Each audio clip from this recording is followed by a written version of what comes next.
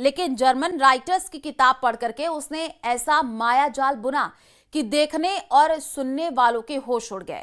युवक ने घर में ही नकली नोट बनाने की फैक्ट्री खोल डाली। युवक ने पहले किताब से ज्ञान लिया, फिर ऑनलाइन सामान मंगाया और छाप डाले लाखों के नकली नोट। देखिए रिपोर्ट।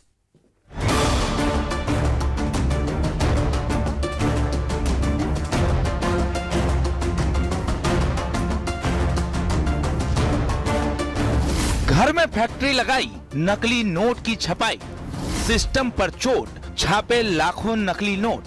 किताब ने सिखाया, ऑनलाइन सामान मंगाया, छापे लाखों नोट, नियत में बाकी था खोट।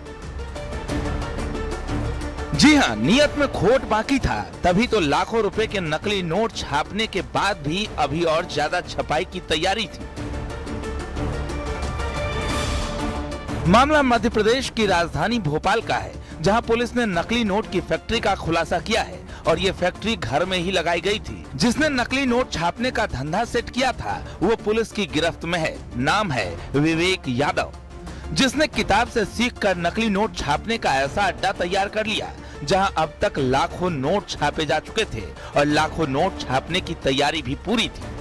दुकानदारों से सूचना मिलने के बाद घर में चल रही नकली नोट बनाने की फैक्ट्री पर जब छापा मारा गया तो पुलिस के भी होश उड़ गए। इसके बाद पुलिस ने जो खुलासे किए उसे सुनकर आप भी चौंक जाएंगे। आरोपी युवक के घर में नकली नोट छापने की फैक्ट्री मिली। आरोपी युवक पिछले 1 साल से नकली नोट छाप रहा था। आरोपी युवक अब तक 6 लाख से ज्यादा के नकली नोट बाजार में खपा चुका था। आरोपी के पास से 2 लाख से ज्यादा के नकली नोट जब्त किए गए हैं। आरोपी से पुलिस को 500 के नकली नोट मिले हैं। इसके साथ ही पुलिस ने मौके से 30 लाख से ज्यादा की नोट छापने की सामग्री जब्त की है। पुलिस ने खुलासा किया है कि आरोपी युवक ने जर्मन राइटर्स की किताबें पढ़कर नकली नोट बनाने का गुर सीखा। पूछताछ में युवक ने यह भी बताया है कि उसने नकली नोट का सामान ऑनलाइन खरीदा था। राजधानी भोपाल की पिपलानी थाना पुलिस ने आज नकली नोट छापने वाले एक आरोपी को गिरफ्तार किया है। महज 21 साल की उम्र का आरोपी विवेक यादव उत्तर प्रदेश का रहने वाला है और राजधानी के करौद इलाके में एक रूम में नकली नोट छापने की फैक्ट्री चलाया करता था। जी हां, फैक्ट्री इसलिए क्योंकि उसके कमरे से लगभग 30 लाख नकली नोट छापे जाने का रॉ मटेरियल बरामद हुआ है। इसके अलावा वो पिछले 1 साल में 5 से 6 लाख रुपए बाजार में खपा चुका है। जो नकली नोट थे, 500 के नोट छापता था ये आरोपी और उन नोटों को बाजार में खपाता था। पुलिस को कुछ व्यापारियों के जरिए इस बात की सूचना मिली कि एक व्यक्ति जो है कुछ नोट लेके आता है, वो संदिग्ध टाइप के लग रहे हैं। इसके बाद पुलिस को सूचना दी गई और इस पूरे मामले का पिपलानी थाना पुलिस ने खुलासा कर आरोपी को गिरफ्तार कर लिया है।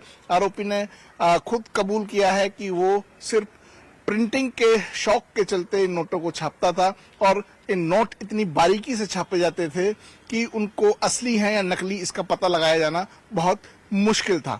लेकिन पिपलानी पुलिस ने इस को बस्ट करते हुए उसकी फैक्ट्री को आरोपी विवेक यादव को गिरफ्तार कर लिया गया है, जो उत्तर प्रदेश का रहने वाला बताया जा रहा है। और उससे और भी पूछताछ की जा रही है कि उसने किसी और को तो ये काम नहीं सिखाया या किसी और के जरिए भी तो बाजार में नोटों की सप्लाई नहीं करता था। और ज्यादा पूछताछ के लिए पुलिस उससे लगातार इंटरोगेट कर रही है। फिलहाल पुलिस आरोपी से पूछताछ कर रही है। पुलिस अब ये पता लगाने में जुटी है कि आरोपी ने नकली नोट किन किन जगहों पर खपाए और उसके नेटवर्क के साथ कौन कौन लोग जुड़े हुए हैं। अभी तक की जो प्रथम दृष्टया पूछताछ की गई, इससे शक्ति के साथ पूछताछ की गई है, तो लगभग इसने अभी तक 4 से 5 लाख रुपए इसने बताया है कि मैंने चलाए हैं मार्केट में। एग्जैक्ट तो मुझे ध्यान नहीं है। कटलरी की दुकान है, किराना की दुकान है, इस तरह की दुकानों पर इसने खपाए हैं। जो प्रिंटिंग की बुक्स आती है तो इसने प्रिंटिंग की काफी बुक्स का अध्ययन किया है। इसने जैसे कई तरह के राइटर्स के नाम भी बता रहा था कि इस तरह की बुक्स मैंने, रूल ऑफ रूलर्स, इस तरह की बुक्स मैंने पढ़ी है। काफी इसने अध्ययन किया है। 10वीं तक पास है लड़का। सर सिर्फ 500 के नोट ही बनाता था कि 100 के या दूसरे? देखिए, चूंकि इसका जब पूछताछ की तो इसने बताया कि 500 के नोट में भी उतनी मेहनत लगती है जितने 100 के नोट में लगती है, तो फिर इसलिए मैंने 500 का नोट बनाया। मामला गंभीर है क्योंकि ये सीधा व्यवस्था पर चोट है। आरोपी अब तक 6 लाख से ज्यादा के नकली नोट खपा चुका था। ये नकली बाजार में खपाए जा चुके थे। लिहाजा सवाल भी है और चुनौती भी कि जो नकली नोट छापे गए वो कहां-कहां तक सर्कुलेट हो चुके हैं और किन-किन लोगों के पास पहुंच गए हैं। पुलिस जांच में जुटी है। आरोपी से सवाल जवाब हो रहे हैं और माना जा रहा है कि पूछताछ में कई बड़े खुलासे होने की संभावना है। भोपाल से वासु चौरे और रमाकांत दुबे के साथ ब्यूरो रिपोर्ट, न्यूज़ 18।